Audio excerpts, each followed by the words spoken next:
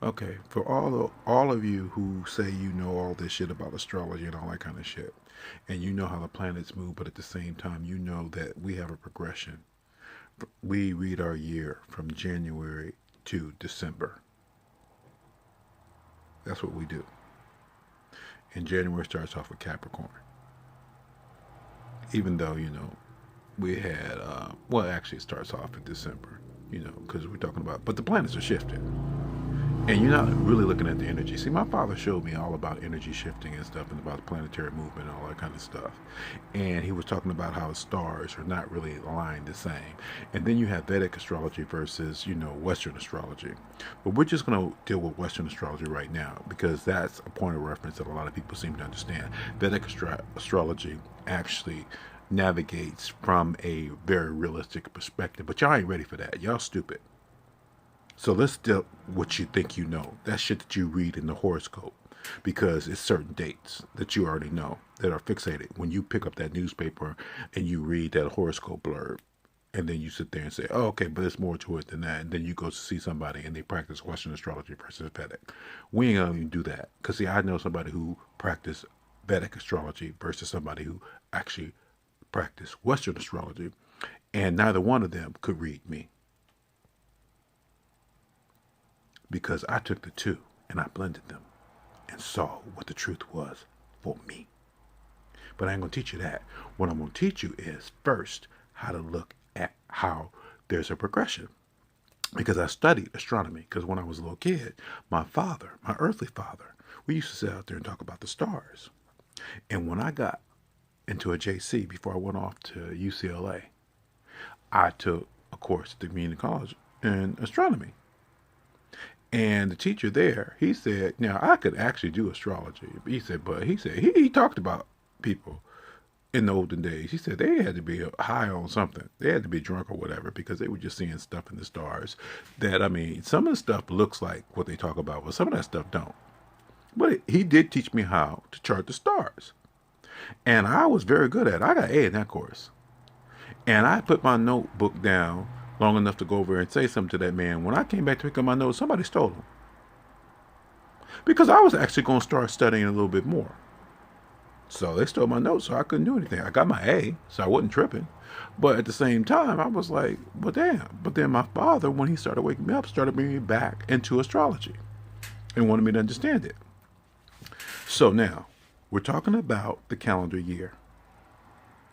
And we're talking about Capricorn, Sagittarius, Pisces, Taurus, Gemini, Cancer, Leo, Virgo, Libra, Scorpio, Sagittarius. Yeah, come on now. Because January, I mean, Capricorn is the first one. That's the father sign. But we're doing a reverse progression as far as when you read what age we're now in. We have gone from the Piscean age into the age of Aquarius. We're going backwards as far as the heavens are charted. This is what you have to look at. From that, we go into Capricorn. So, see, now you're talking about humanitarianism. The age of Aquarius is about humanitarianism. Here was all about humanitarianism. They was high on drugs and all kind of shit. But at the same time, what they were talking about was celestial effects and cosmic blah, blah, blah, blah, this and all that kind of shit. That's why that shit was such a success. Not just on stage, but also in the movie. And you look at that shit and you look at where you're now at.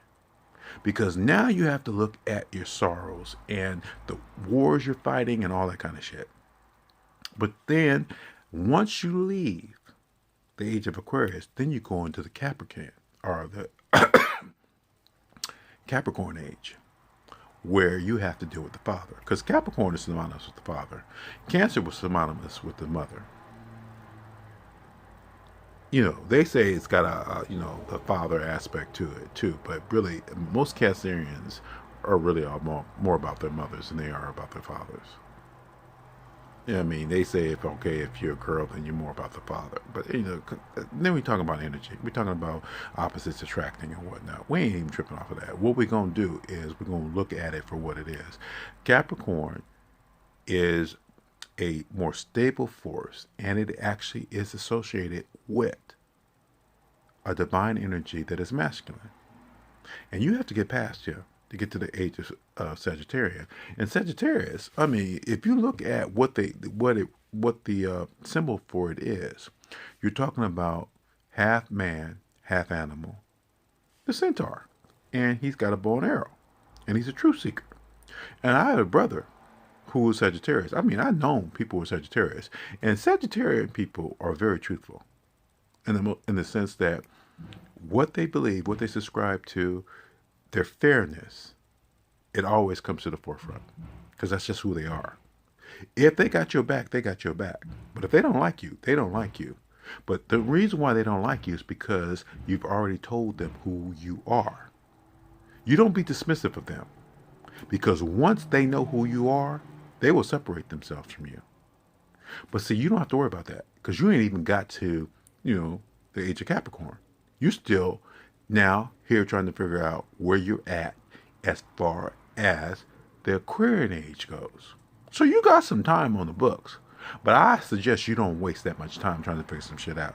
It's best to start working on it early. Because the thing is, as lazy as you are, once you get to the age of Scorpio, that's about death and destruction. Self-death, self-destruction, and they say it's rebirth. I'm not going to sit here and tell you when my father's going to pull a trigger, but I don't think you want to play that game. And I don't think you want to sit there and think that he's just going to keep running this zodiac sign around and around and around for you to figure some shit out. Because the thing is, if he has to commit your soul to spirit for any duration of time, you won't know what time it is, but he will before he brings you back. And as far as the age of Christianity is concerned, that came and went. Now, will it come back around again? To be honest with you, I really don't know. But the scary part of it is if I give thought to it, then that's the age of the Antichrist returning. Because you won't know what Christ looks like. And there are people out there now searching for Jesus who weren't searching for him before, like I told you Doreen Virtue now is. So if you're going to repeat a cycle, and we're talking about thousands and thousands of years, you don't want to be playing this shit in reverse. But it's already playing in reverse because that's how the planets are moving. You didn't get it when it first came around. So now you're getting it on the flip side. And that's what I'm trying to tell you. So no, it's not like I'm stupid because I'm a student of my father's. And my father is very, very clear about the information he's imparted to me. And the thing is, I don't care if you don't believe me. Because the thing is, you don't believe in a lot of shit.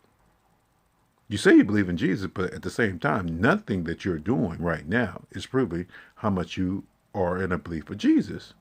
But very few of you. And it's written in the Bible that when the numbers were just that few, then you won't have a problem. And trust me, you already know damn well you have a major problem on your hands. Because none of you subscribe to the teachings of Jesus.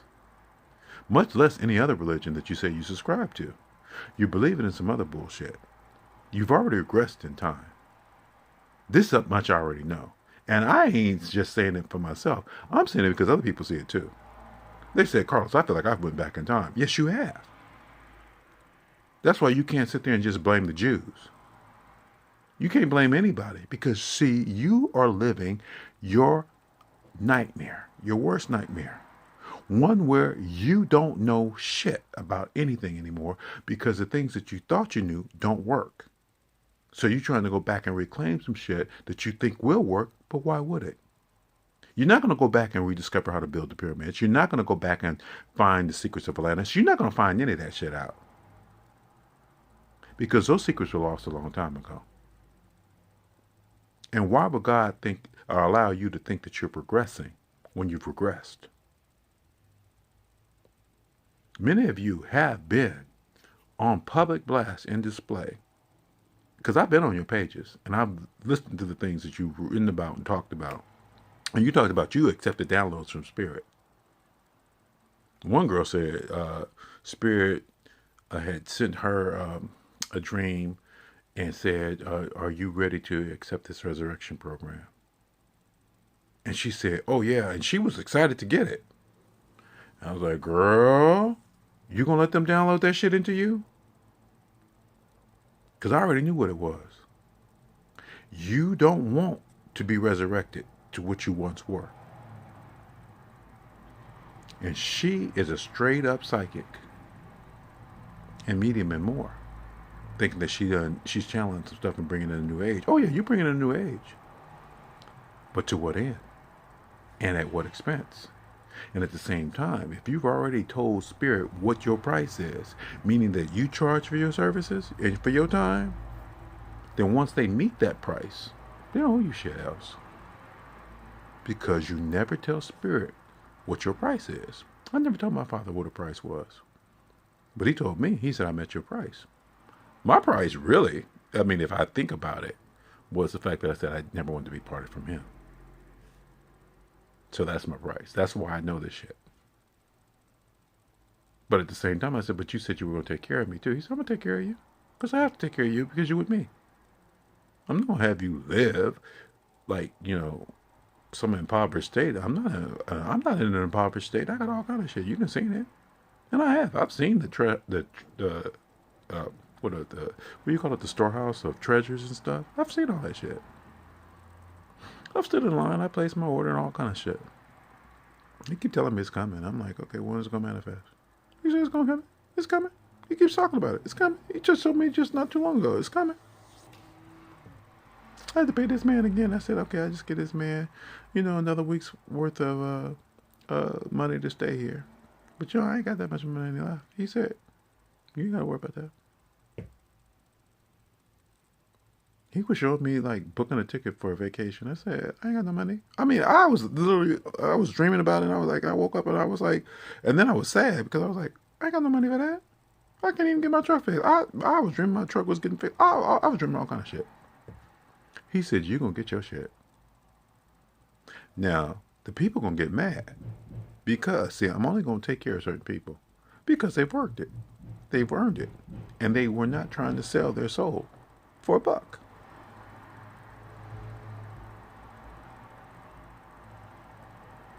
Do I see it on certain people? Yeah. I met all kind of people. They're poised for greatness. They just stay prayerful and stuff. I mean, the girl here, she just went back home. She's from Chicago. She went back home to visit. She said her parents are in spirit, but she said, I have a sister in Chicago. She said, my brother's in New York. I said, you talking about the one who sent you the chocolates and stuff? She said, yeah. And stuff, but I'm going to go back there to see my sister and stuff. I mean, I'm not taking that much with me. I'm only going to be gone for a week. I said, okay, but you got clothes back there, right? She said, oh yeah, I got clothes back there. I'm okay. And so I don't want to deal with the cold. I said, you'll be all right, girl. Don't worry about it. Just spend time with your family. Enjoy it. And she was like, she didn't want to ask somebody for a ride. I said, girl, if my truck was working, I'd take you to the airport and stuff. And no, I wouldn't charge you. And she asked the guy she rooms with if he didn't mind taking her. He said, because she was funny. Because she was like, well, I don't want to disturb him. I said, girl, he's up that time of night all the time. What you talking about? And she came in, knocking on my door. Carlos. He said, okay, it was good news. I can take a nap. I don't have to worry about trying to leave extra early and stuff just to get this discount. I said, God knows what you need. And that guy's a cool guy. He really likes you. Yeah. She's in Chicago, kicking it with her sister. She says she's going to dog sit and stuff like that, because she's got a sense of part. She loves animals. She's going to be a very talented writer. I can see that on her. I'm telling you, I see shit all the time on people. Because the guy who took her, he wants to make movies and shit. He's Russian. And he's funny, because we were talking the other night, like last night, and he was like, he's like, you always answer with a question. I said, that's why you're supposed to start it, the conversation, right? I said, because the thing is, those who can do, and those who can't teach. He said, yeah. He said, but how do you? I said, well, first off, you pay attention to everything. And I know you do. And he was funny as hell. He's like, yeah, because he had go off to class and stuff. And he was like, dude, I like the way you think. I said, but the thing is, you think the same way. You're always thinking. Because you're learning how the nuances to the story. You're learning how to tell the story. You're looking at what speaks to the people. And it's not so much that you're trying to hammer on a point or an ideal that is just your own, but you want to inspire thought. And he was like, yeah, that's all what I want to do. And how you going to do that?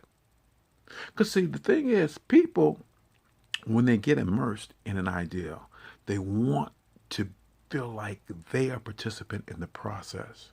And it's not that you're just lecturing them.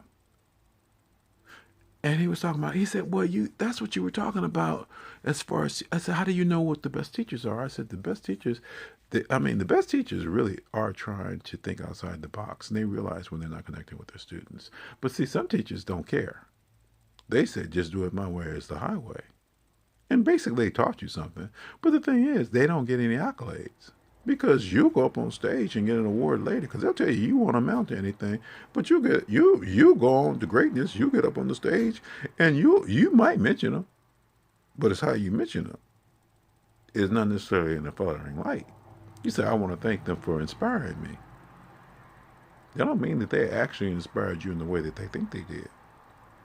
But certain people who really actually nurtured that seed in you, oh, they're gonna know who they are. Because you stay in touch.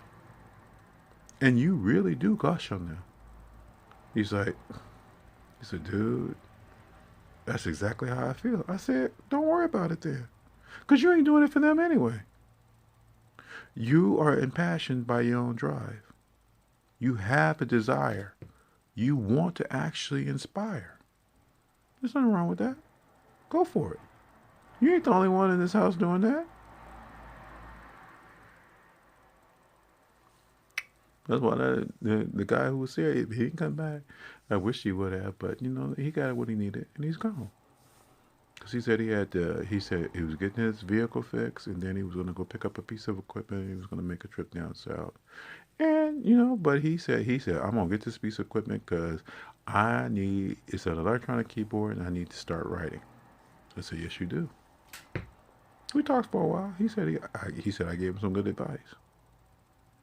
Hopefully I did, because I just told him, I said, this is what I know about the business. I said, I don't do everything in your industry or your half of it. It does intersect with stuff I've done, but I can't speak to all of that, but just be mindful of your surroundings. And, and he was real cool. He's a nice guy. He's going to be successful. I can see it on his spirit.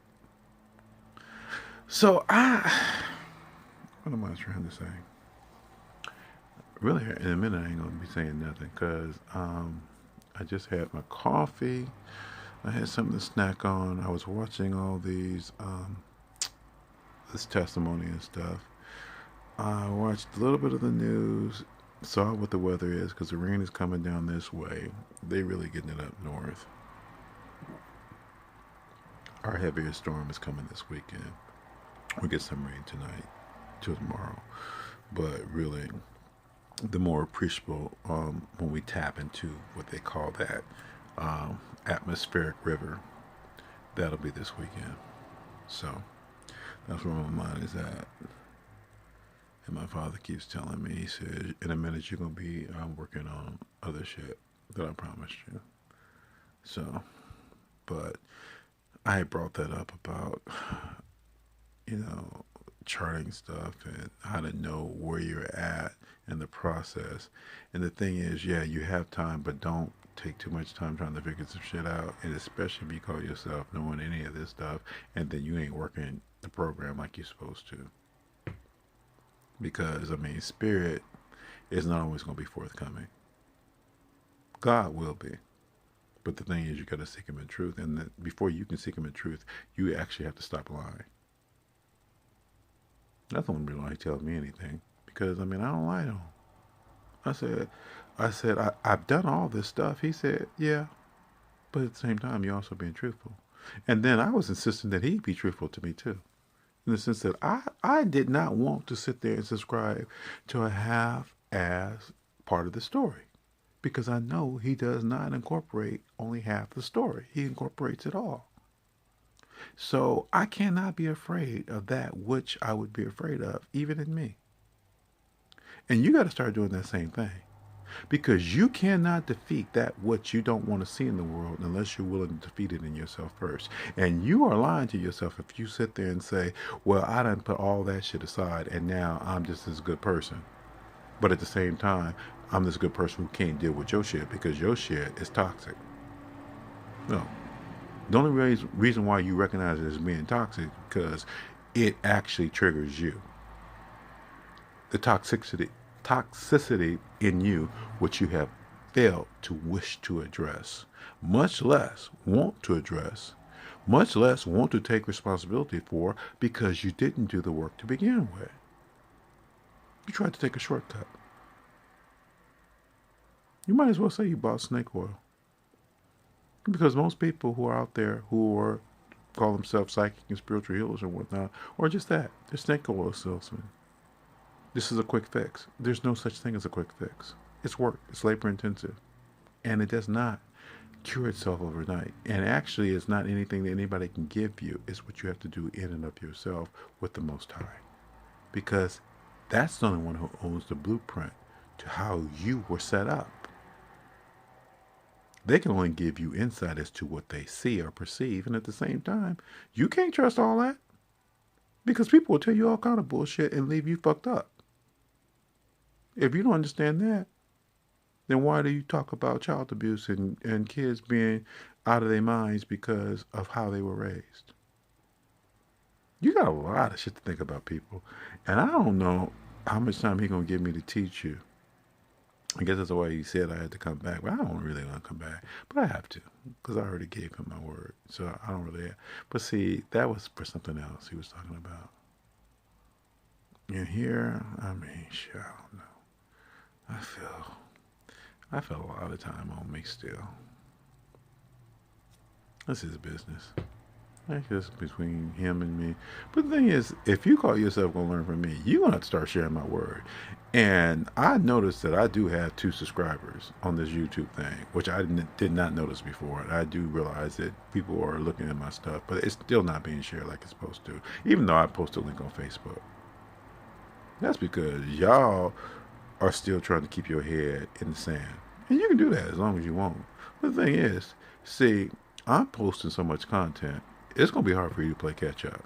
So I suggest you start to get to work now and stop trying to put this shit off. Because the way the world is going, it's only going to get worse before it gets better. And Joseph Tittle is not going to be able to help you. Neither will Colette Baron Reed or Lisa Beachy or Sandra Taylor or Lisa Williams, or, I mean, you want me to keep naming names? John Holland, John Edwards. I mean, seriously, they are working one aspect of a program. Even at Bala Van Sat is only working one part of a program. And Oprah, see, you're looking at the end result for them. They ain't going to shift. They're going to stay right where they at. Just like what Louise Hay did. When she crossed just where she was. She wasn't going to shift. Now, what does that mean for her in the long run? You really don't want to know what he showed me about her or Wayne Dyer or any of those people. But right now, you are following in pursuit. That's your business. It ain't mine. Okay. Well, okay, Father, now, is that it? Can I hang up now? Well, I was going to go in here and fix my soup and stuff. Okay, I'm looking at that. Let's count them down. Oh, y'all, he said y'all still want to know how much time you have. He ain't going to tell you that. He won't even tell me how much time you have. I have a sense of time, but he won't tell me that. Have a good day. Bye.